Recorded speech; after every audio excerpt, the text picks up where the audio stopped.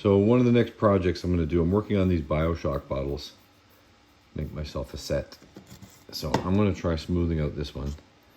So we can see lots of layer lines in the heart, and we'll see them more when I paint them. I don't think I'm going to bother with her hair, but I can do her dress and arms. I will go around these crests, so I'm not going to do the actual crest itself. Maybe a little bit right on here. And that's about it there. And this should be pretty simple just to do that part. Yep, the bottom would be pretty easy too. So I'm just going to paint them and sand them, and then we'll take a look at them. It's my next little project. I got a few going at once, but that's one of the ones. Okay, I've got my Bioshock bottle sanded. So he's going to go, or she is going to go for some priming. And then we'll see what we got when the primer's dry. Nothing more to say about that. Okay, I have my little Bioshock bottle back, so we can see all the layer lines. Some layer shifting. So I will paint that and sand it again, and it should be almost done. Got our little heart, same thing. So we're going for a big round 2 here. Trying to be very careful not to lose detail on her. Just try to do the cheeks, and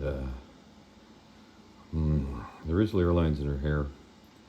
I might go real light with the paint and try to fill up some of these, but I'll definitely do her legs, the sides of this emblem, her dress. So we'll see how nice we can make this. All right, so I'm going to paint it, sand it, and probably prime it. Maybe we'll take a look at it after it's sanded.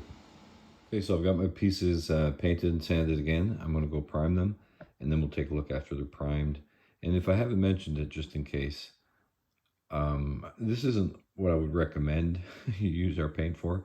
It's mostly for armor, weapons, helmets, larger things that you smooth.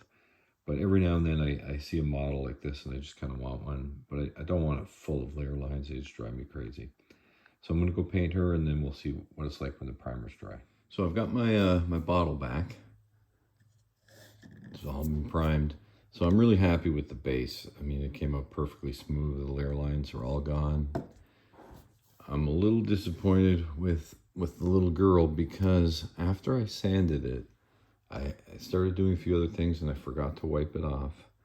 And I spray painted it without cleaning it off first. So I'm going to have to sand this and probably do it again.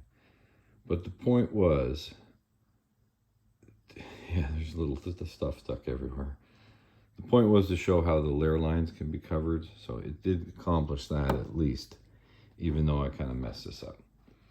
So if you do have a model and you want to get rid of layer lines and it's sandable, something that you're willing to take your time and sand, you can do it with this.